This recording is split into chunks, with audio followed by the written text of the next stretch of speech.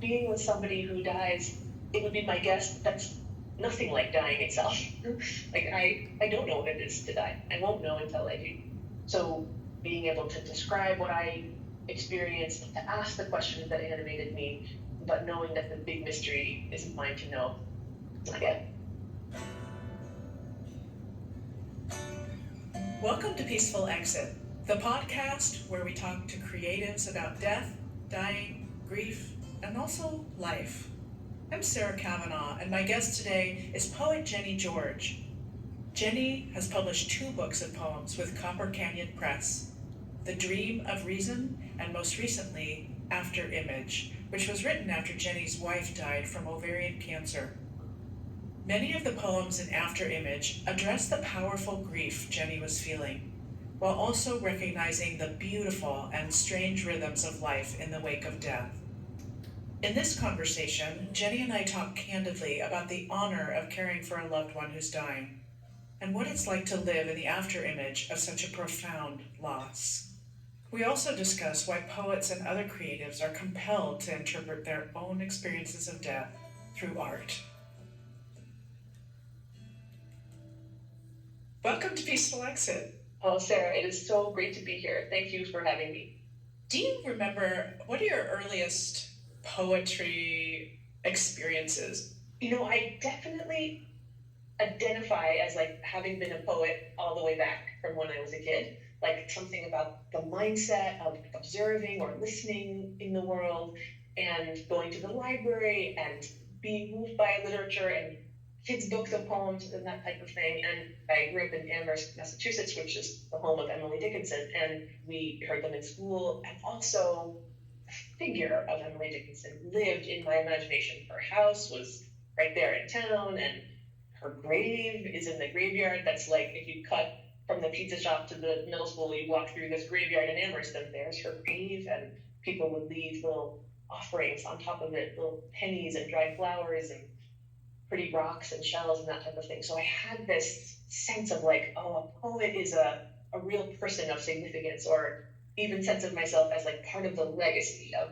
Emily Dickinson, this female poet in this town where I was myself a little kid. I think maybe the first time I had the experience of myself like really as a writer or as a poet at a kind of deep personal level and not just like swimming in the notion of poems or the sounds of poems was in elementary school. I remember I wrote a line, was something like, the moon is hanging from a silver thread. The moon hangs from a single silver thread. And I liked the sound of it, and it just seemed dreamy and magical. And when I got the homework back, the teacher had marked along that line something like, this isn't true. And even as a little kid, I remember this conviction of like, no, I wanted to say that. That was my line. And I sometimes think back at that little fiery conviction I felt as a second grader. I love that story because oftentimes when teachers make those kind of corrections, it's crushing and it can derail, your calling.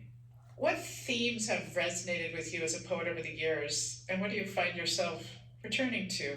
I noticed that I write a lot about dreams and animals and childhood. That has been like a long, set of themes that have run like a current through my explorations. And then, to be honest, like death and dying is a big one. I'm glad to be here for that reason too. And that was before even my last book, which really focuses on an experience I had of death and dying directly, like this experience of intimate loss I had because my wife died and I was taking care of her and right there when she died, and that ended up being this very significant thing in my life that I wrote a whole book about. But even before that, I think I've been interested in, leaning towards, baffled by, curious about, seduced by like the questions around death and dying, going all the way back to when I was a kid, and I think that has been a very central, animating question for me as a human, and then has come into my work. And poetry, what better form for taking up that big question? What was your first memory of loss? I think loss as a concept or as a feeling is something I have been attuned to my whole life. And my sweetheart was the first person that I was close to that died in my life. So I made it all the way till almost 40 years old without someone very close to me dying. What about a pet? Yes, oh, pets, they really do teach us that, don't they?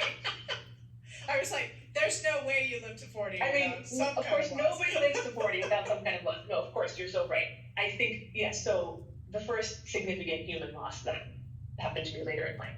But of course, a string of very short-lived hamsters when I was a kid, the cycles of falling in love with little creatures and then mourning them was deeply ingrained from when I was little. Was that mourning allowed in your family? Were you able to express that in words, or did you write poems about them, or? I think in my family it might have lived a little bit like an emotional aberration. The intensity of the mourning, the keening, the like being like right in the teeth of that experience of love and loss. I guess I do have a sense of like burning a little brighter than my family of origin when it comes to that level of the emotional truth of the ever presentness of loss. Well, let us talk about your beautiful book. After Image is a beautiful love song to your wife who died. Such an exploration of grief's landscape. It's clear you grew up in nature because of all your references there. How much have you written about death prior to this book? Not nearly as specifically as it ended up in this collection. I think I've had a disposition that has been tuned towards what's fleeting, what's fragile. And then when my sweetheart died, I mean, there was the process of taking care of her. She was sick with ovarian cancer for 5 years. And then she died at home in our bed, in my arms, and I was there when she took those last breaths. And whatever else that was, it was an experience that was radical and upending and mysterious, and I learned so much about life watching it leave her body. It was an absolute threshold moment for me. And then when I washed her body after she had died, it was unlike anything I've ever done. It was an utterly new experience to be like that close to the realities of death, and sad and strange and shocking, but also it opened me up to something incredibly profound. What does the title After Image mean to you? I mean, after image is a phrase that comes from optics or photography, and it means that the image that remains even after the stimulus itself is gone. Like if you look at the sun and then you look away, you see an after image of the sun. That seemed to me like a good metaphor for the effects of real extreme human experience. Like sometimes we go through things that even when the experience itself is done, there's the shadow or echo of it that continues on through our bodies and our beings. How does the metaphor of snow to you reflect in your work? There's certainly the quality of snow's kind of like ability to suddenly arrive, change the landscape. It's also ephemeral, it holds and then it melts. It's obliterating, it's beautiful, and then on like a very concrete level, my sweetheart died at the end of April. It was already springtime here in Santa Fe, and then the morning after she died, when we were still spending time with her body, there was a sudden, very dramatic snowstorm, and it just covered the garden, built up on all the walls and on the roof. It was just like a very dramatic weather shift, and then the sun came out and it melted and sparkled away. And so I think I couldn't help but transpose the kind of sudden life shift that was her dying and this just dramatic, gorgeous, slightly devastating weather event that also took out all the early spring flowers, and so lots of snow ended up coming through the homes. Did you have anything to do with that storm? You can't help but wonder. Shall we read a poem? Would you mind? I would be happy to. Which one did you have in mind? Well, this time I have in mind the poem The Kindnesses of Death, page 26. Yeah. In this poem, I was imagining the aspects of being dead that could be a relief, and like trying to pull forward aspects of that state that could be kind or gentle. So it's an imaginative exploration of that state. So this is the poem, The Kindnesses of Death. First, that nothing touches you. No silks unnerve your skin. No sunlight splashes your empty face. Next, that you cannot hear the separations in the cries of birds. At last, all things stop changing. The wind stays undisturbed in its enclosure. No hour grows long with awful feeling. But others are released from love. No one has to bathe you now like a worn-out child. The kindnesses fall down on you like steady snow, under which you always neither sleep nor don't. Beautiful. Was it difficult to write during your wife's illness? It sounds like it went on for quite a long time, for 5 years. Or was it cathartic during that time? I didn't write almost at all, I would say. Like, I was very absorbed in just the daily asks of caretaking and being immersed in the medical system. So I had little time to write, but I was also distracted and scared and tired and stressed out and all of the things that come with being somebody who's very ill. And then I didn't write for about a year after she died. I think I was just too flattened. The project came kind of like slowly back in as I was thawing somewhat and trying to make meaning of that experience, and images and memories were returning to me. You know, the book is called After Image. There was an after effect quality of the writing itself, or I was returning to make meaning of that experience, not really writing as it was happening. As it was happening, I was doing it. I can imagine. And, I've heard from other authors too that whenever the writing starts, it feels like a process of metabolizing that grief. What are some of the big questions poetry allows you to ask? Ooh, I just love that question. I feel almost a little chill as I'm thinking about it. What comes to me is like all of the questions that are in that category of aliveness. Much of the poetry that I love is also very steeped in the senses. It helps me ask into the questions that are like really about that texture of aliveness. Like, how much of our own aliveness can we even bear? What knowledges are made possible when we are really tuned, like open into the world, like our senses are really tuned to the physical world and the bodily world. We could talk for a few hours about those. Really good. And of course, the questions are almost better than the answers. I mean, the answers, what answers? There's just experience. There's just the questions. Yes, there's just those questions. So you told the Santa Fe reporter, "My beloved can't tell that story, and I'm the one left with access to telling, with access to language, and yet I didn't go through it directly." What comes up for you when you hear those words? Part of my wrestle in writing this was being the one alive, feeling that guilt at having survived, not having been able to save her, keep her alive. So just that, like, kind of mortification is almost the word I want to use, or like, oh, I'm the one who's still here. I'm the one who can tell this story. I didn't earn that. I just happen to be the one who's still here. And also being with somebody who dies, it would be my guess that's nothing like dying itself. Like, I don't know what it is to die. I won't know until I do. Actually, she's the one who knows what it is like to make that transition. So holding the bothness of being able to describe what I experienced, to ask the questions that animated me, but knowing that the big mystery isn't mine to know. Not yet. That's where I think poetry, it gets close. We never can express exactly what it is because we've never been through it, but it gets really close. I think it's the genre that gets the closest. That would be my sense. Yeah, like using these concrete little words to try to catch that larger, ineffable, mysterious thing that lives beyond language. Like, poetry really lives in that paradox, which is why it's so thrilling, that closeness when we encounter it. It just gives us chills. So you reference Greek myth in a few poems. Orpheus and Eurydice were star-crossed loves in Greek mythology.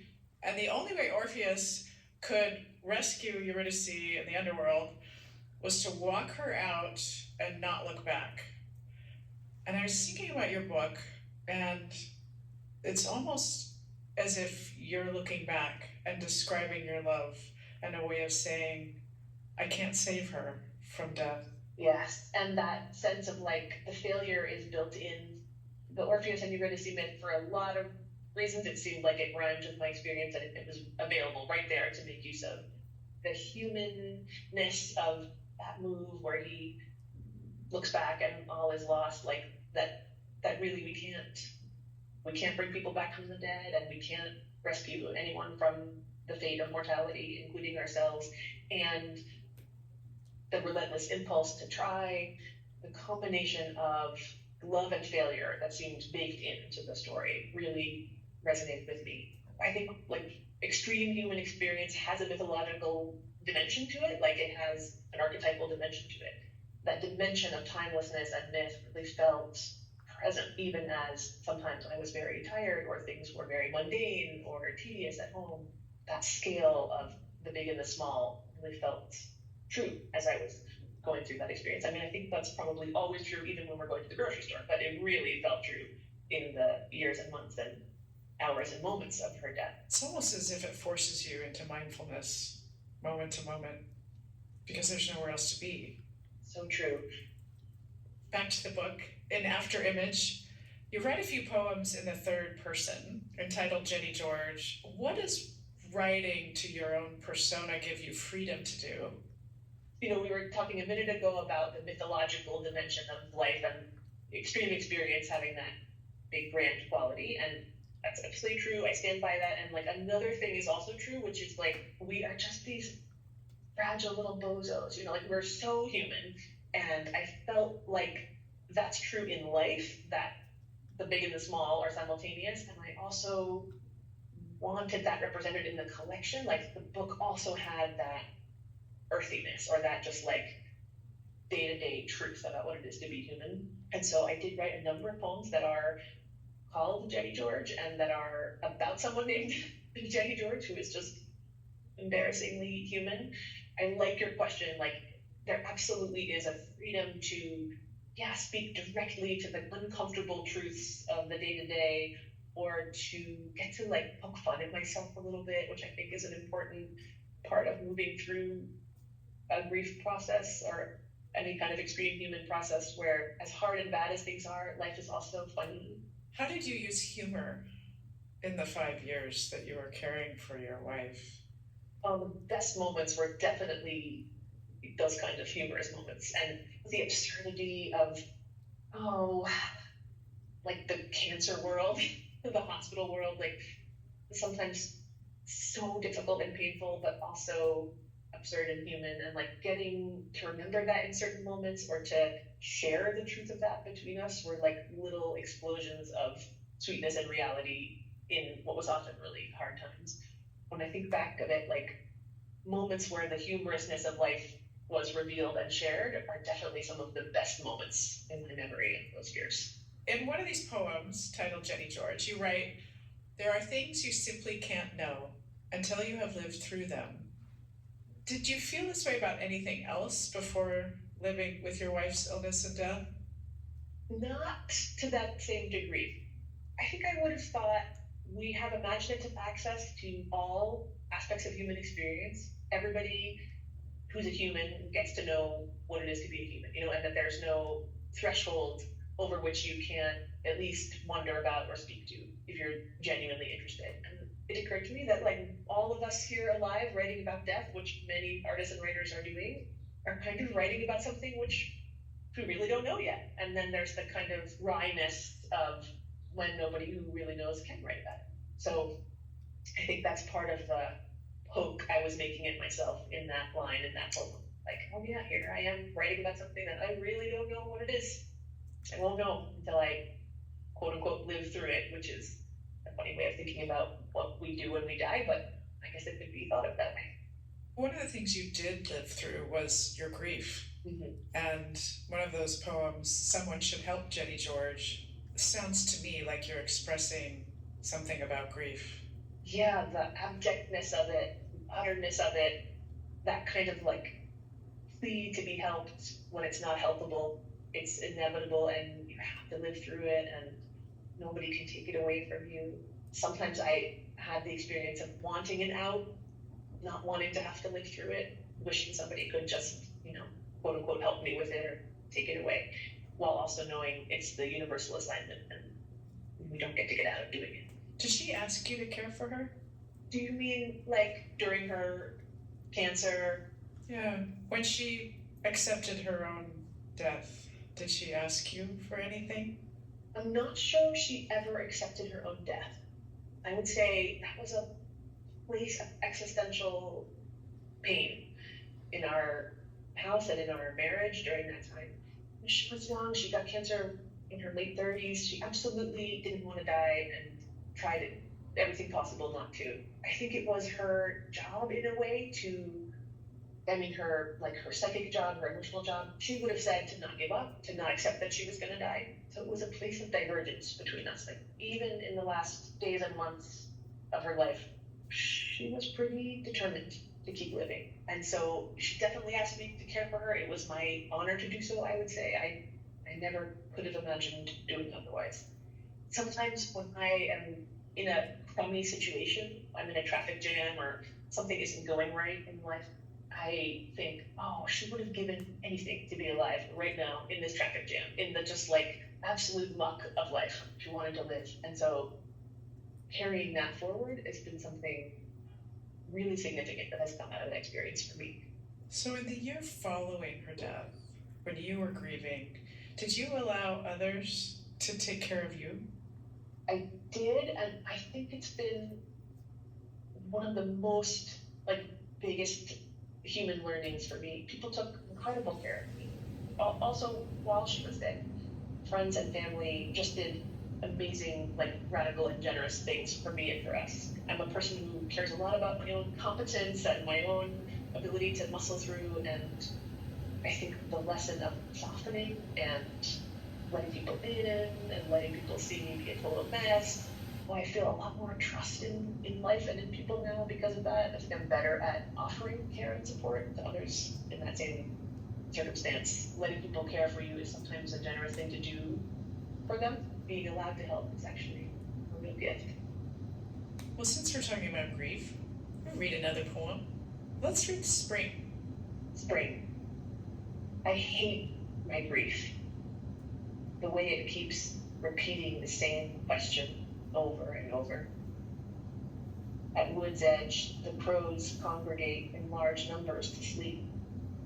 When the sun appears, it sets off the great exchange. Melt pools flash. Her perfume bottles, unmoved on the bureau, glow like glassed fruit. I love that image of glassed fruit. I had a bottle of my mother's perfume. She died 23 years ago, long time. And so it soured. Eventually I had to let it go because it no longer smelled like perfume. It smelled like alcohol. Yeah, vinegar. Mm-hmm. Or vinegar or something else. Mm-hmm. Let's read another one. This is a bit of a shift because I'd love to talk about the body. About Hello World. It's a bit more about aging, the body. Hello world. Someone gave me this, a body, big, disappointing form I cannot control. I attach to it a series of names. I tend the garden of immediate decay, comb the strange stars from its hair. My lungs inherit the weather through an open window. How am I supposed to keep at this difficult task?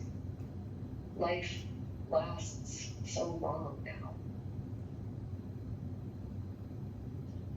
Yeah, I can really hear in that the weariness and wonder of what it is to have a body, to be born into one and have the job of caring for it and carrying it all the way through life. You seem keenly aware of the body, its limitations and losses, and yet you also seem so young to me. Sarah. Yeah. Wait, tell me what?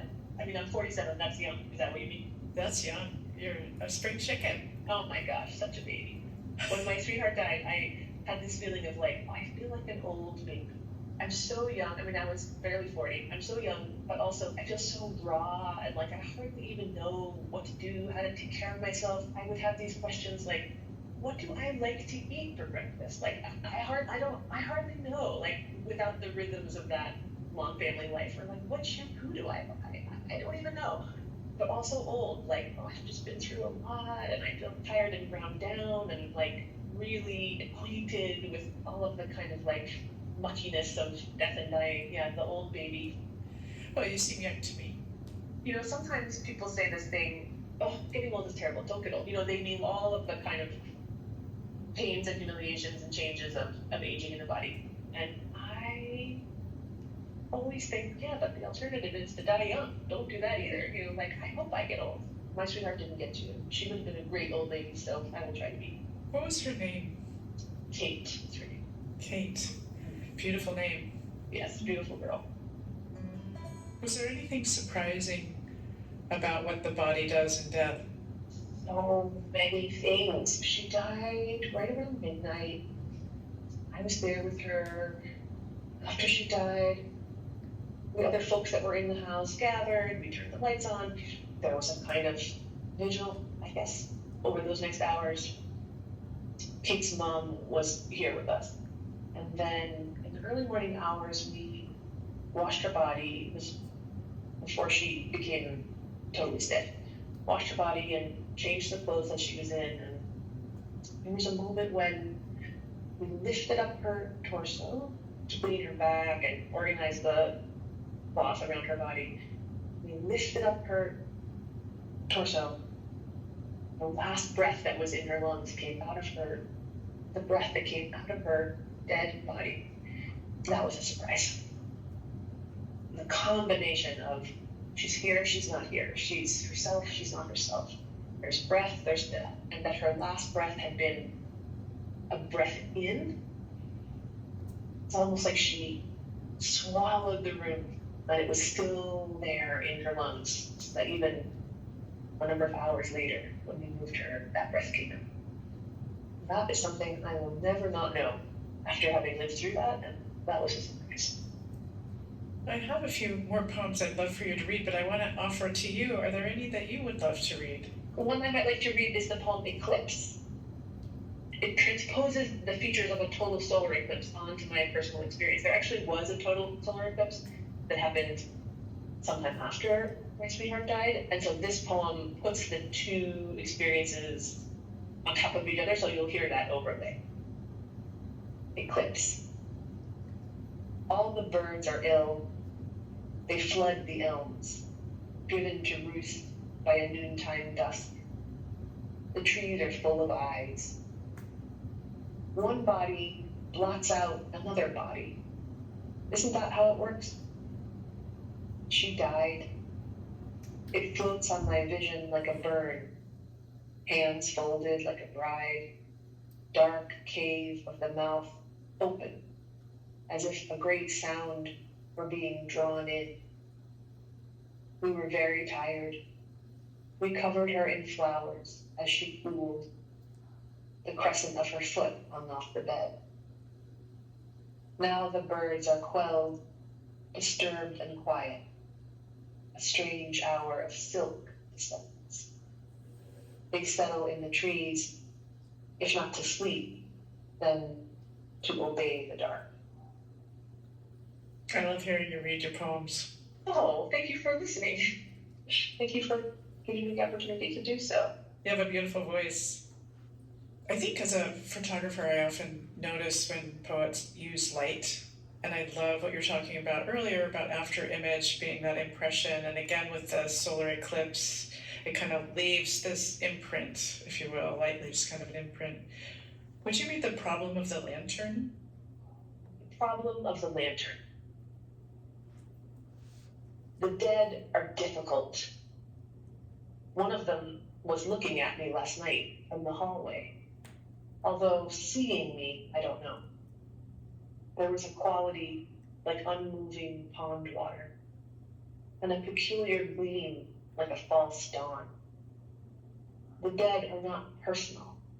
That is part of the difficulty. Like the problem of the lantern, it illuminates without seeing, unless seeing is itself the element that falls on things in the form of light. I often lie awake in the dark for hours. Death is a brand new experience, but it's not clear who it happens to. That's one of those last lines when I just went, oh. Yes, that poem is definitely, it's in the form of a philosophical puzzle, so that's definitely my kind of thinking mind at work, trying to make sense. Like, what is this phenomenon? How does it work? Who does it happen to? Who are we in the face of it? Of course, not a question we can answer. I love the poem, Tin Bucket.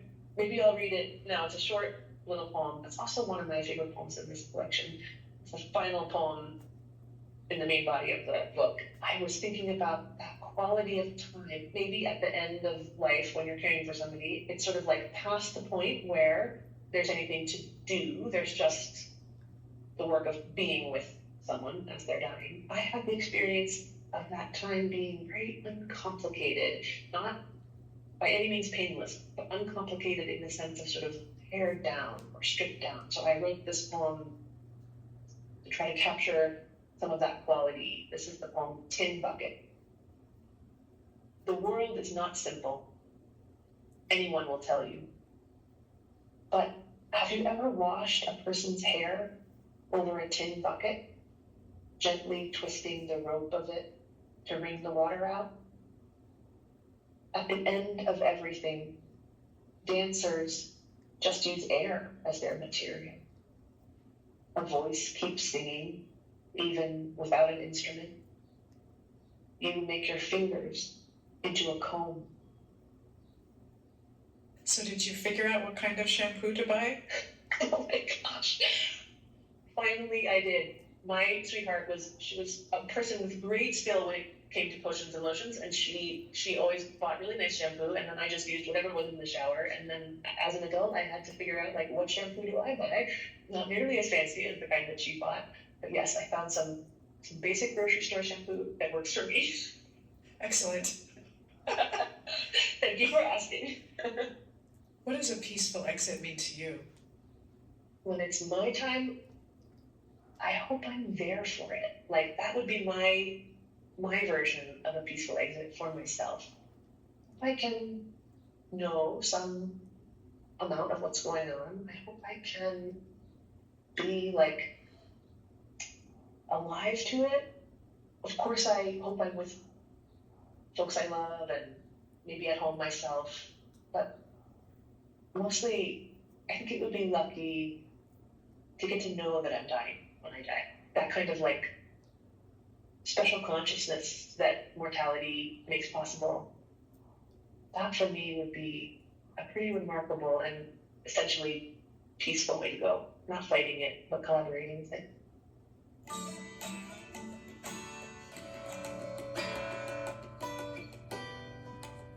Thank you for listening to Peaceful Exit. I'm your host, Sarah Kavanaugh. You can find us on Instagram at A Peaceful Exit and on YouTube at Peaceful Exit Podcast. To learn more about this podcast and my work, please visit peacefulexit.net. You can also send us an email and let us know what you thought of this episode or share an idea for a new episode. We're at peacefulexitpodcast@gmail.com. Our senior producer is Julie Canfer, and our sound engineer is Jason Gambrell. Additional support from Cindy Gall and Sierra Austin. I have an amazing team. Original music provided by Ricardo Russell. Please make sure to follow us on YouTube, Spotify, or Apple Podcast and rate and review us wherever you listen. It really makes a difference. And please tell your friends about Peaceful Exit. As always, thank you for listening.